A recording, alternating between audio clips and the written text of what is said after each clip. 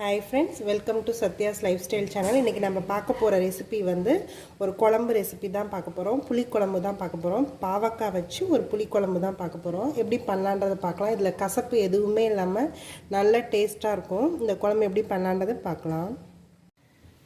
இந்த பாவக்காய் புளி குழம்பு பண்றதுக்கு நம்ம வந்து பாவக்காவை ஃபர்ஸ்ட் பீசஸா கட் பண்ணி வச்சுக்கலாம். உள்ளார உள்ள விதையெல்லாம் எடுத்துட்டு இந்த மாதிரி கட் பண்ணிக்கலாம்.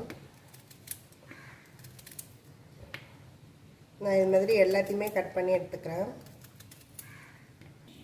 கடாயில் நான் கொஞ்சமாக எண்ணெய் எடுத்துருக்கேன். நான் வந்து ஃபஸ்ட்டு பாவக்காவை மட்டும் வறுத்து எடுத்துக்க போகிறேன். எண்ணெய் நல்லா ஹீட் ஆகிடுச்சு.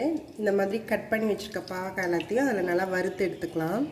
ரொம்ப ஃப்ரை பண்ணணும்னு தேவையில்லை. கொஞ்சம் லைட்டாக வறுத்தா கொஞ்சம் கசப்பு இருக்காது, அதுக்காக தான்.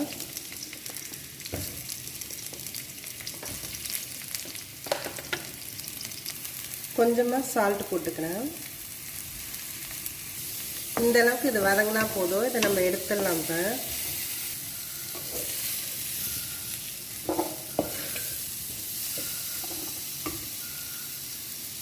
நான் பேனில் கொஞ்சமாக எண்ணெய் எடுத்திருக்கேன். சேம் அதே பேன்லேயே தாளிக்கிறதுக்கு நான் வந்து கறி வடகம் தான் யூஸ் பண்ணுறேன். இந்த கறி வடகம்லாம் பொரிஞ்சிருச்சு. நான் வந்து இப்போ இதில் கொஞ்சமாக கார்லிக்கும் கருவேப்பிலையும் போட்டுக்கிறேன்.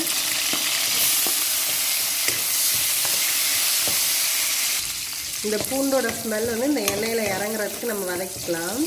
அதுதான் இந்த குழம்புல வந்து நல்ல டேஸ்ட்டும் இருக்கும், கொஞ்சம் ஸ்மெல்லும் நல்லாயிருக்கும். எப்போயுமே புளிக்குழம்புக்கு பூண்டை நல்லா இந்த எண்ணெயில் கொஞ்சம் ஃப்ரை பண்ணிட்டு பண்ணால் நல்ல ஸ்மெல் நல்லாயிருக்கும். இதில் இப்போ வந்து நான் சின்ன வெங்காயம் ஆட் பண்ணிக்கிறேன். நான் எனக்கு சின்ன வெங்காயம் தான் எடுத்திருக்கேன். இதையும் நல்லா நம்ம வதக்கிக்கலாம். கொஞ்சமாக சால்ட்டு சேர்த்துக்கிறேன். வெங்காயம் நல்லா வதங்கணும். வெங்காயம் நல்லா வதங்கினா தான் அந்த குழம்புக்கு டேஸ்ட் எல்லாமே வரும். நல்லா இது சுருண்டு வர அளவுக்கு நம்ம இதை வதக்கிக்கலாம். இந்த வெங்காயம் நல்லா வதங்கிடுச்சு. நான் வந்து தக்காளி வந்து பியூரியாக அரைச்சி வச்சுருக்கேன், அதை ஆட் பண்ணிக்கிறேன். இதையும் நல்லா நம்ம எண்ணெயிலே கொஞ்சம் நல்லா இந்த பச்சை வாசனை போகிற அளவுக்கு வதக்கிக்கலாம். இந்த வெங்காயம் தக்காளி எல்லாமே நல்லா வதங்கிடுச்சு. நம்ம வந்து இப்போ ஸ்பைசஸ் எல்லாத்தையும் ஆட் பண்ணிக்கலாம். நான் கொஞ்சமாக மஞ்சள்தூள் ஆட் பண்ணிக்கிறேன். 1.5 ஸ்பூன் தனியாத்தூள் ஆட் பண்ணிக்கிறேன். மிளகாத்தூள் நான் 2 ஸ்பூன் ஆட் பண்ணிக்கிறேன். நீங்கள் உங்களோட காரத்துக்கு தகுந்தபடி ஆட் பண்ணிக்கலாம். இந்த ஸ்பைசஸ் எல்லாத்தையுமே நல்லா எண்ணெயில் ஃப்ரை பண்ணிக்கலாம்.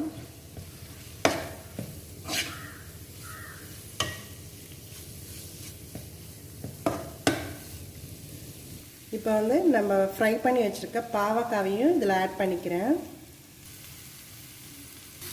இந்த பாவக்காவையும் இந்த மசாலாவோட கொஞ்சம் நல்லா ஃப்ரை பண்ணிக்கலாம் ஒரு தடவை.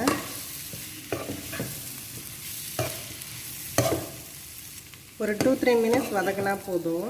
நம்ம ஆல்ரெடி இது நம்ம ஃப்ரை பண்ணி தான் வச்சுருக்கோம். இந்த மசாலாவோட கொஞ்சம் நேரம் வதக்கணுங்கிறதுக்காக தான் வதக்குறோம். இப்போ வந்து நம்ம அந்த புளி தண்ணியை இதில் ஆட் பண்ணிக்கலாம். நான் வந்து ஒரு லெமன் அளவுக்கு புளி எடுத்து நான் கரைச்சி வச்சுருக்கேன், அதை ஆட் பண்ணிக்கிறேன். இது நல்லா நம்ம மிக்ஸ் பண்ணிக்கலாம் அந்த புளி தண்ணியோட எல்லாத்தையும்.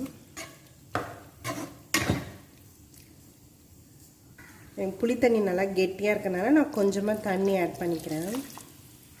இந்த ஸ்டேஜில் நம்ம உப்பு வந்து செக் பண்ணிவிட்டு பத்தலைனா போட்டுக்கலாம். எனக்கு கொஞ்சம் கம்மியாக இருக்குது, அதனால் நான் ஆட் பண்ணிக்கிறேன். இது நம்ம க்ளோஸ் பண்ணி வச்சிடலாம். ஒரு 5 மினிட்ஸ் இது வந்து வெந்தால் போதும். ஏன்னா ஆல்ரெடி நம்ம பாவக்காய் வந்து எண்ணெயில் வதக்கியிருக்கிறதுனால உடனே வெந்துடும். ஸோ இது ஒரு 5 மினிட்ஸ் வெந்தால் போதும். இது நல்லா ஒரு 10 மினிட்ஸ் ஆயிடுச்சு. இது நல்லாவே வெந்திருக்கும் நமக்கு. இந்த பாவக்காய் எல்லாம் வெந்துருச்சு. இது இப்போ நம்ம நிறுத்திடலாம். லாஸ்ட்டாக கொஞ்சமாக கருவேப்பிலை தூக்கிட்டு நான் நிறுத்திடுறேன். இந்த பாவக்காயில் பண்ண புளிக்குழம்பு ரெடி ஆகிடுச்சு. இது வந்து ஒயிட் ரைஸோட இதுவும் ஒரு அப்பளமும் வச்சு சாப்பிட்டா நல்லாயிருக்கும். இது நீங்களும் ட்ரை பண்ணி பாருங்கள். என்னோடய வீடியோஸ் எல்லாத்தையும் பாருங்கள். மறக்காமல் எங்கள் சேனலை சப்ஸ்கிரைப் பண்ணுங்கள். தேங்க்யூ ஃபார் வாட்சிங்.